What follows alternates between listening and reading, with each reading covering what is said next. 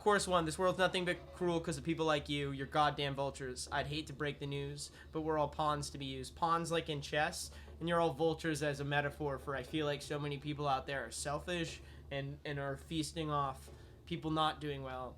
For example, I Would Hate Me Too I wrote as a song literally talking about how I am mentally unwell, and this is a cry for help.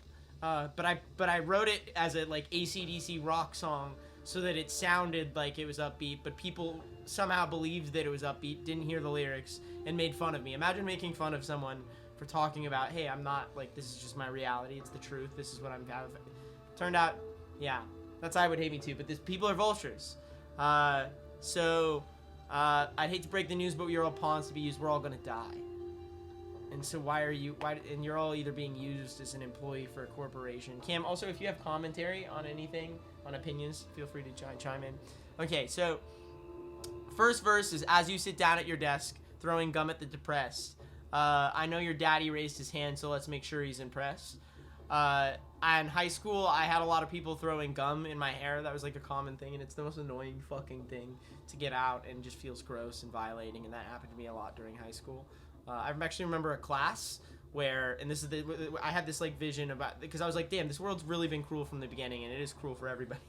This is a very nihilistic song, but I had a class where it was like intro to business in high school where people were throwing gum in my hair, and then I remember standing up in the middle of the class and telling the teacher, if you don't do something about this, I will, and the teacher did nothing, and I was like, that's a horrible terrible thing, and the fact that the teacher did nothing and didn't even care and just let it happen, it's even worse. So anyways, this world's nothing for cruel. Sorry. First verse. As you sit down at your desk. Oh, I know your daddy raised his hand, so let's make sure he's impressed. Everyone, anytime you are being physically bullied, if you have to deal with that, I assume that is someone who's also being physically bullied at home, and that's why they are projecting onto you, but in the physical format. So that's why that line was about.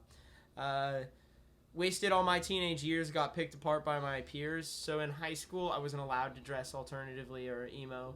Also, I went through a phase where I was trying not to get bullied, A, at home, and then B, at school. So I tried to, like, be cool, which was, like, doing a rapping weird phase. So it's like an emo kid who had a phase, and my phase happened to be rapping, which is very ironic. But I always wish I could dress the way I am now and I could express myself. And I feel like I wasted my teenage years trying to be someone I wasn't. Got picked apart by my peers. Another roadkill for you selfish pricks who feast on our flesh. I feel like people in general and humans just want blood and violence. And I feel like I've seen it time and time again, even in school fights, etc., that I don't know, people are entertained by me not doing well, and by people in general suffering is entertaining. They love to see somebody's downfall. Yeah. It's like the Green Goblin, and but literally. Yeah, but it's always been like that, too. So then there's the pre-chorus. If I could have worn mascara. Without getting beat to shit. Someone says, I want to hear Cam speak. Cam. I mean, whenever it pertains to me, I'll speak up. All right. But so far, this, you know. If I could have worn mascara without getting beat to... if I was not able to wear eyeliner or mascara in high school or growing up, because I literally would have gotten beaten for it. So I didn't. I wish I could have. And it's crazy. I get bullied by like the alternative scene and people now saying that I'm a poser, like because I haven't been doing this for long. First off, like it's been 4 years, but on top of that 4 years, I wasn't able to before that. I was living at home. You know what I'm saying? And that's like I had a dangerous home. So. Where are we in the pre-chorus? And my memory is just really bad in general. This is how I am. That's why I'm. That's I'm pretty like much. Then maybe you would have to say. Then maybe you would have to say this. Yeah, world's nothing but cruel. It was like a quick transition in there. Someone said, did Cam help with lyrics? For the record, in general, Cam does help with lyrics, but I usually take a lead on them, and then Cam is helping like sculpt. For example, I'd be like, all right, here's a sentence I came up with. And then you'd be like, you should change this and that. Pretty much, yeah. Yeah, I feel like the most that I've helped lyrically was on So Numb, and it was still the same thing, but it was just like a therapy session, and you were my therapist. Right. And like transcribing it. Exactly. But that's for lyrics, and that's how we work on lyrics. So second verse, as you sit down at your desk, I feel like people are like it's a parallel. It's either you're sitting at your desk in high school dealing with the same shit, or you're being bullied by your boss in an office. It just never ends. Yeah, I was about to say it never ends, but then you said it. Oh, okay. As you sit down at your desk, sorry, my memory is just as you sit down at your desk. Do you hear that sound in your chest? I have to sing it for me to remember things and everything. I literally am, even with older songs. As you sit down with it, do you hear that sound in your chest, a beating heart? How many years left till your legacy's dead? I feel like that's pretty self-explanatory. Everyone's gonna die. Is this really what you wanted to amass to as a man sitting in an office? And whether or not that was the bully who is now sitting in an office, or someone else who is sitting in an office falling victim to the corporate. Almost everybody you grow up with. Yeah, everyone I grew up with. That. Yeah, and that happens. Beating heart. How many years left till you spent your life mocking us just to end up as another sick, washed-up addict to the trap of middle America? I think that's pretty self-explanatory. That one's pretty straightforward. You should have worn mascara. You should have took the hit. It's like, instead of spending all this energy making fun of me, etc., you should have been the one to do it. You should have been. Yeah, the reason you're so mad is because you didn't have to take that hit. You know what I'm saying? That's what you're projecting. You should have took the hit, and maybe you'd understand that this world's nothing but cruel, because it is, and it's how I feel. Bridge was to a specific person in my life. Sometimes I do this in a song where I'll dedicate one section to a very specific person because it just fit in the feeling. But it's you're stuck in Colorado. All you'll ever become is a washed up alcoholic under somebody's thumb. You're still a fucking no one. That I was thinking of the one example of a person in my life who would be like, this world is not cruel. like this world. He's complaining. Like, this guy is not a cruel. That one person, I wanted him to hear that I know exactly what he's doing with his life, what he's become, because he used to be a friend of mine, but he's the friend who he broke up in our friendship because I wrote a song called "There's No Love Like Christian Hate," and I made fun of his God, and that was which inspired a lot of thoughts. So that was a little jab at him because his response to Cruel World, and that's the story of Cruel World. All right. Oops. Next up, we are moving to Violent Nature. Violent Nature. Hi, my name is Evan. I'm a sick bisexual basket case. Bam, here I am. I was sent to set the world on fire and piss on all of your graves. Very self-explanatory. I tried to hang myself with my dad's belt, but all it did was swing me to fame. It feels like I was able and fortunate enough, and I feel like I've experienced enough of life to take all of my trauma and use it to write music. The horrible things happen, but at least but then also, that's the whole point of I Would Hate Me Too, is why is that working? Why are people so mad? Why am I going viral for talking about mental health and people get mad about that? What the fuck? What kind of society do we live in? So that's what I said. Oh, okay then. I'm no role model. So okay, look, a lot of people complain about my lyrics not being for kids, and yeah, no shit. I didn't what part of TX. I'm a 25-year-old writing songs for my 25-year-old experience. I know I have a younger audience, and I didn't ask for that shit. You know what I'm saying? I just wrote songs and how I feel, and maybe it's more of a statement about parents. If your kids are feeling and relating to these lyrics, you know what I'm saying? It's the same thing as Eminem. That's my thoughts on it. I mean, I don't know. It's not the my same thing. We were both listening to Eminem, but it's not like our parents were cool with it. Yeah, exactly. Yeah, so who the fuck let them listen to me? This is not a problem you can fix. Yeah, the therapy didn't do shit. Okay, this is a feeling I had when I wrote this song. And every song is a snapshot of a moment of thought. And I disagree with myself sometimes in the songs, but sometimes I just write it anyways because I like it. And because it fits at that time. So therapy definitely is a very helpful thing, and it has helped me a lot in life. But at the moment, I was like, dude, I'm still at this fucking low when I wrote the song. I was like, why does it even matter? And then my whole life, I wish I'd never been born. I spent so much of my year depressed without an answer, and I just really felt lost. And all of these things that have happened to me just led me down a rabbit hole of being lost. I've buried bodies under the floor. I spent so much portions of my life in the closet, and not even, and specifically referring to some even more. I talk about trauma a lot in music because music's therapy for me. Surprise, surprise. But I have never talked about my. This is, I believe, an all ages audience, and I think, but I also think that this is intended for certain audiences, so I can talk about some things here. Okay. Anyways, I was groomed, and I never have talked about that publicly on even like really a video until now in the video on TikTok that I posted about it recently.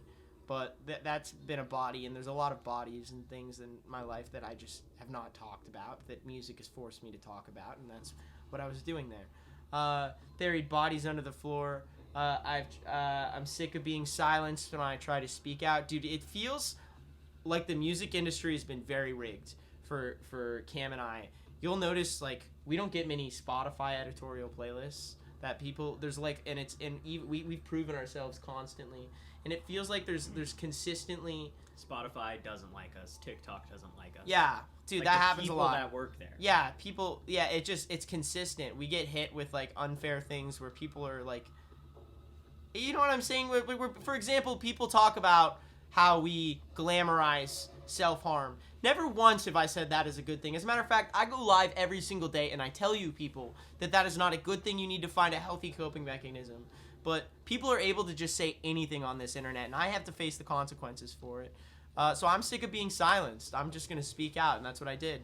And that's I always believe in standing up for yourself. Don't just take shit, or else you'll get walked over. And that is how we wrote.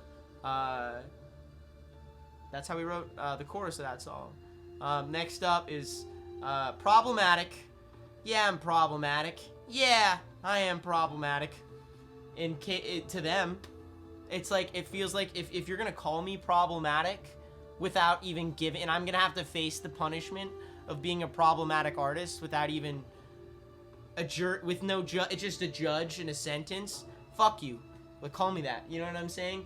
Yeah, I'm problematic. You could call me a problematic. I've had a lot of issues in my life, and I've made a lot of mistakes. I've been a problematic. Yeah, I'm problematic. You could call me a problematic. Give a mentally ill man a mic and expect him not to be rapping. That was double entendre. But the quarter round is brittle neck. Just wait to see what happens next. You'll see me on the nightly.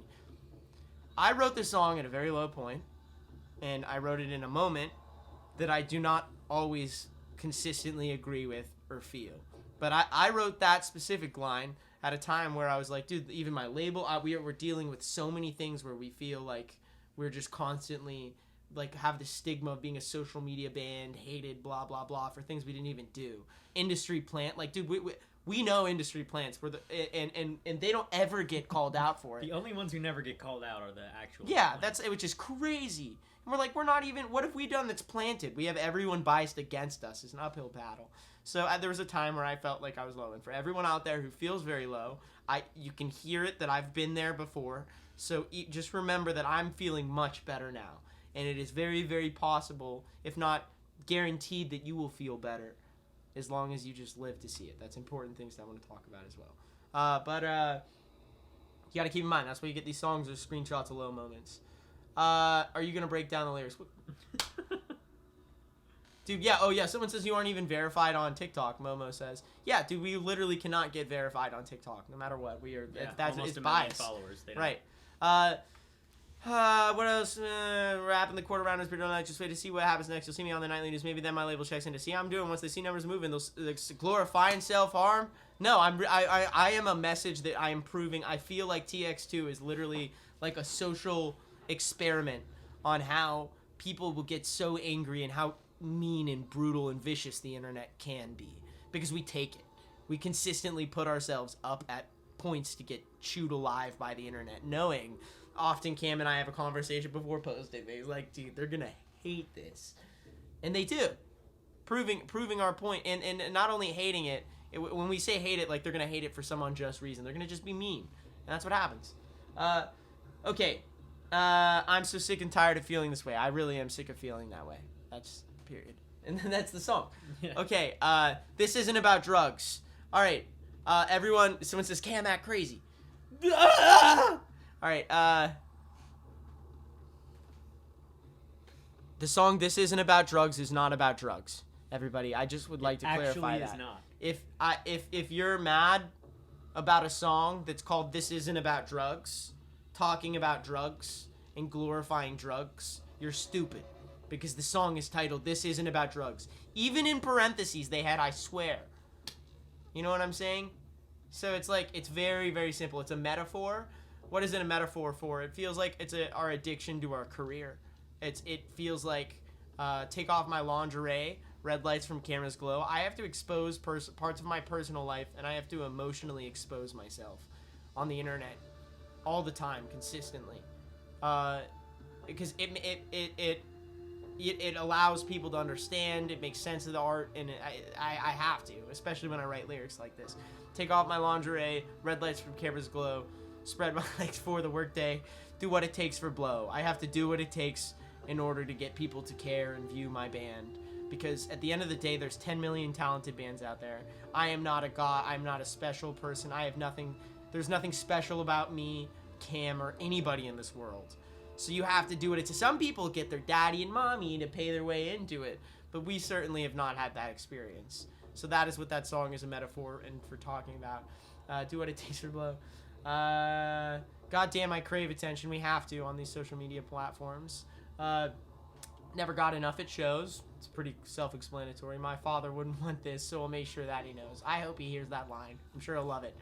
Fucked up, one more line. Fucked up. Can't deny. Decline. Please, God, don't let me get sober. It's referring to our views in like people consuming our music, etc., this career.